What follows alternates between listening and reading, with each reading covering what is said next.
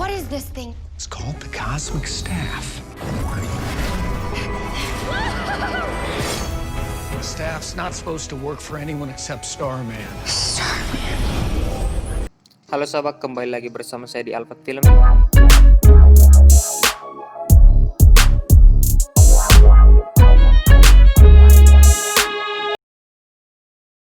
Dan kali ini saya akan membahas tentang nasib dari grup superhero Justice Society of America di series Stargirl.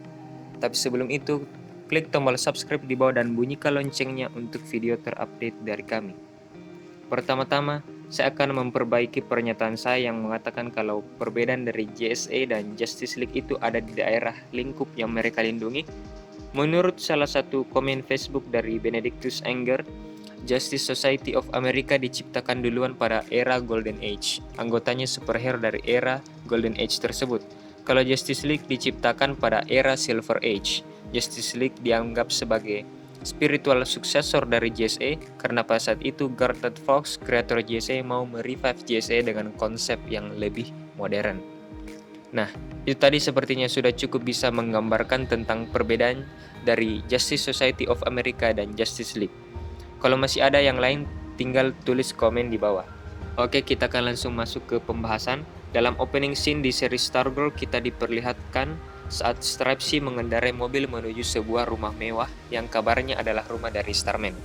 Pertama terlihat Wildcat terkena serangan yang membuat Wildcat terhempas keluar rumah tersebut dan tergeletak tak berdaya. Kemudian terlihat pula Dr. Midnight dan Hourman yang juga telah dikalahkan oleh member dari Injustice Society, villain di seri Stargirl ini. Dan kemudian terakhir terlihat Starman yang juga terkena serangan dari Icicle. Kemudian Starman mengatakan Justice Society sudah tiada, yang memperjelas kalau Justice Society of America telah dikalahkan oleh Injustice Society. Ada satu detail yang juga terlihat pada bagian selanjutnya, yaitu topi milik The Flash Jay Garrick terlihat tergeletak dan sepertinya telah ditutupi oleh es, yang menandakan kalau The Flash Jay Garrick juga hadir dalam pertempuran ini namun harus mati, dan itu mungkin adalah ulah dari Icicle karena dilihat dari topinya yang tertutup oleh es. Karena Icicle punya kemampuan untuk mengendalikan es.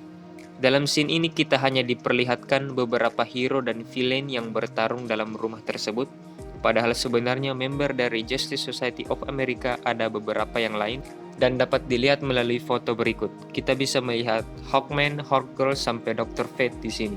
Namun dalam scene di episode pertama kita tidak benar-benar diperlihatkan nasib dari mereka semua member dari Justice Society of America. Apakah para member tersebut benar-benar mati? Atau ada juga yang berhasil kabur seperti Stripesy dan Starman, walaupun Starman juga akhirnya mati. Kemudian dalam episode yang kedua, Pat Dugan alias Stripesy memberikan sedikit penjelasan akan nasib para member dari Justice Society of America ini.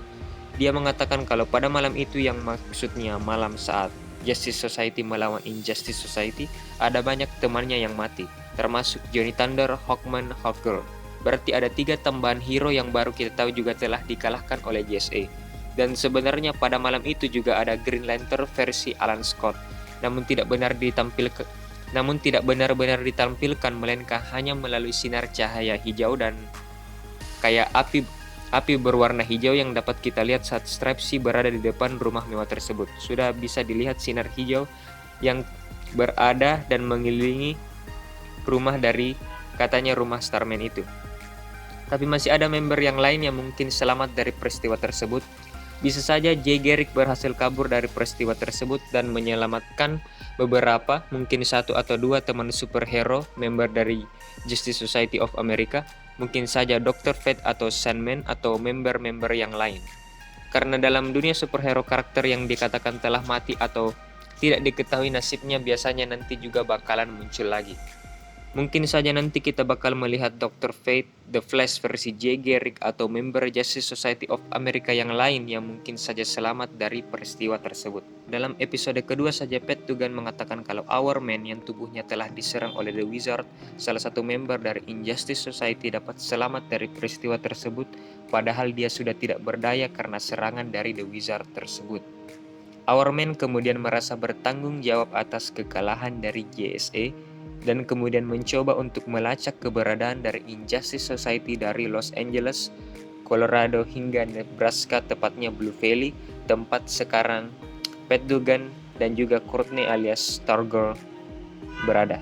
Kemudian Pat Dugan mengatakan kalau Our Man dan istrinya mati dalam sebuah kecelakaan mobil saat dia berada di Blue Valley, dan mungkin saja itu adalah ulah dari Injustice Society of America yang telah sadar kalau mereka telah dibuntuti selama ini oleh Our Man sendiri.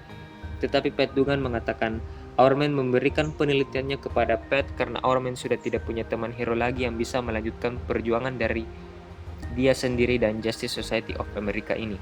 Bahkan Pat Dugan ingin membantu Our Man dengan membuat robot Stripe yang dia gunakan untuk menolong Courtney alias Stargirl saat melawan Brainwave. Tapi sepertinya Our Man tidak setuju dan dia hanya ingin melakukan penyelidikan terhadap Injustice Society itu sendiri. Walau akhirnya Our Man mati dan perjuangannya dilanjutkan kembali oleh Pat Dugan alias Stripesy. Ada satu hal lagi yang masih mengganggu saya. Ada satu orang dewasa di sekolah tempat Courtney bersekolah. Dilihat dari pekerjaannya, dia adalah tukang bersih-bersih di sekolah. Hal yang cukup bikin penasaran adalah shot kamera terlihat berfokus kepada tukang bersih-bersih ini. Belum ada juga penjelasan pasti akan siapa orang ini.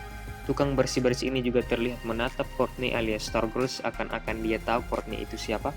Menurut saya itu mungkin saja adalah Dr. Fate. Karena Dr. Fate punya ciri khas mempunyai sebuah helm bernama Helmet of Fate. Helmet tersebut adalah sumber kekuatan dari Dr. Fate sendiri, di mana dia punya kekuatan sihir yang kuat, telepati, telekinesis, dan masih banyak lagi. Dan jika dilihat kalau tukang bersih-bersih tersebut memakai sebuah topi yang mungkin memberikan isyarat ataupun petunjuk kalau dia adalah Dr. Fate. Dan terakhir, Dr. Fate juga bisa merasakan seseorang apabila orang tersebut baik ataupun jahat. Dan Dr. Fate juga bisa merasakan seseorang apabila orang tersebut baik ataupun jahat. Tapi itu pun juga masih teori, mungkin saja dia juga adalah superhero ataupun mungkin saja adalah villain yang belum ditunjukkan. Jadi walaupun sudah ada penggambaran kalau member dari Justice Society itu semuanya telah mati, masih ada kesempatan bagi para member tersebut dapat hadir kembali in some way. Apalagi Dr. Fate tadi, sebenarnya Dr. Fate kan bukanlah satu orang saja. Seseorang dikatakan sebagai Dr. Fate saat dia layak menggunakan Helmet of Fate. Jadi, selama orang tersebut menggunakan Helmet of Fate, dialah Dr. Fate, siapapun dia. Jadi mungkin saja orang yang menggunakan Helmet of Fate yang bertarung dengan Injustice Society of America di scene awal sudah mati, namun helmet tersebut menemukan manusia lain yang baru sebagai penerus. Karena helmet tersebut punya kekuatan sihir yang luar biasa, jadi kemungkinan tersebut bisa terjadi. Terakhir, dalam video pertama saya sudah menjelaskan beberapa member dari Justice Society dan Injustice Society. Ternyata ada 3 villain yang belum saya jelaskan, padahal aksinya terlihat jelas dalam seri Stargirl ini. Yang pertama ada William Zord alias The Wizard yang saya bilang tadi menyerang Our Man. Dia pada dasarnya adalah seorang penyihir yang memiliki kemampuan sihir, hipnotis, dan mind control, astral projection, dan masih banyak lagi. Dalam seri Stargirl ini kita bisa lihat dia menggunakan baju hitam dan topi mirip pesulap, dan juga menggunakan tongkat sihir sebagai senjatanya. Kedua ada Solomon Grundy yang dalam komik adalah seorang pria yang telah mati namun kemudian hidup kembali karena terkena semacam cairan kimia di dalam tubuhnya. Solomon Grundy adalah villain yang punya kecerdasan di bawah rata-rata dan mampu bertindak di luar batas. Makanya dalam seri Stargirl ini terlihat Solomon Grundy dikurung dalam sebuah sel raksasa oleh Injustice Society sendiri. Dengan tubuhnya yang besar dan kekuatannya, Grundy mampu melawan banyak musuh sekaligus tanpa terluka. Walau Grundy merupakan villain dalam seri Stargirl ini, tetapi dalam beberapa cerita animasi Solomon Grundy juga pernah digambarkan sebagai anti-hero. Mungkin saja nanti Solomon Grundy malah bergabung dengan Stargirl. Yang ketiga dan terakhir ada The Gambler versi Stephen Sharp yang juga merupakan bos dari ibu Courtney. The Gambler tidak mempunyai kekuatan super apa-apa, dia hanya ahli dalam bermain judi seperti namanya, ahli dalam penyamaran, menipu, dan menggunakan pisau.